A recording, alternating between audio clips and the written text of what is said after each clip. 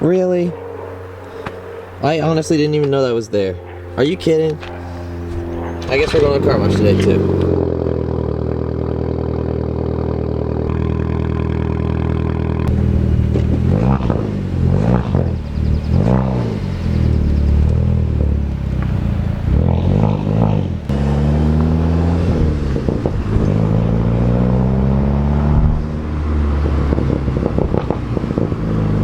So we're out here. I got the GTI behind me. You guys really seem to like GTI content. Big surprise, I mean, it is my car. So, if you go follow me on Instagram, just so you know, I post GTI content almost every single day. And Snapchat also gets the cold starts and stuff like that. So make sure to follow me on Instagram and Snapchat. That'll be awesome. When we hit 5,000 followers on Instagram, I have a special giveaway planned. So yeah, you might want to go follow the Instagram. The link's below, and it's also probably on the screen right here. Anyway, let's talk about the GTI. So, I get asked a lot, why are you always driving this car? And I have videos on why I like driving this car, this and that. What I haven't talked about is how great of a road trip car the GTI is. Now, don't get me wrong, it has a couple downfalls, but let me explain everything. And I'm not complaining about the car, I'm just saying these are downfalls. If you want to comment below about how I spent mommy and daddy's money wrong, you're welcome to. Anyway, we're gonna get into the car.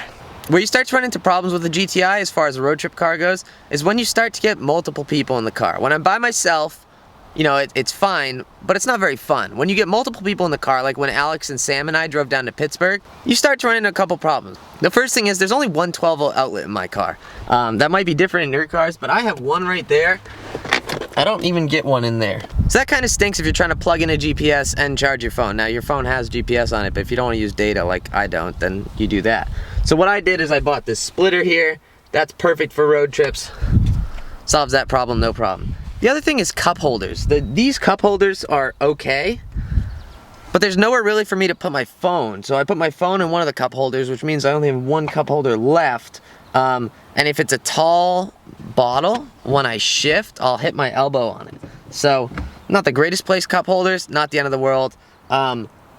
Just, you know, on road trips you need drinks, otherwise you get dehydrated. And I always have crap in my doors and that over there too. That's just kind of how I am, so those cup holders aren't really useful. In the back, I have two more cup holders. Those are always helpful, especially if you have someone in the back to hand you drinks. What I think one of the best things about the GTI is the back seat headroom. Now, because it's a hatchback, not only is it super practical, you also get a ton of space back here. I mean, because the car doesn't slope off behind your head, you have tons of headroom. I'm not a huge guy, I'm only 5'8", so who am I to talk about tons of headroom?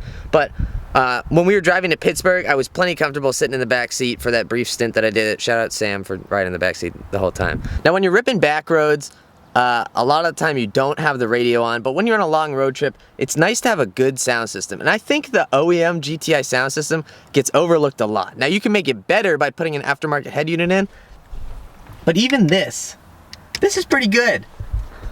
The speakers in this car are pretty good, and when you're on a long road trip and you want to listen to some music, it's just good. It's a good place to be on a road trip. I also just absolutely love these seats. I mean, they are so comfortable. Maybe it's because I have 135,000 miles on the car and this seat has 135,000 miles in it, but it is just such a great place to be. And I have my seating position perfected, so I usually don't let people mess with my seating position, especially not like the tilt of the seat or the lumbar position, although if you mess with that, I don't know what you're doing. Because I have the angle of the seat perfected. If they go up and down or whatever, sure. This is just a great place to be. I mean, I've driven, I don't know how long. We've driven a lot of hours in this car. We did the 8-hour road trip to Pittsburgh. I keep coming back to that. And, I mean, my butt started to hurt a little bit at the end, but for the most part, it was just comfortable. It was a pleasant place to be.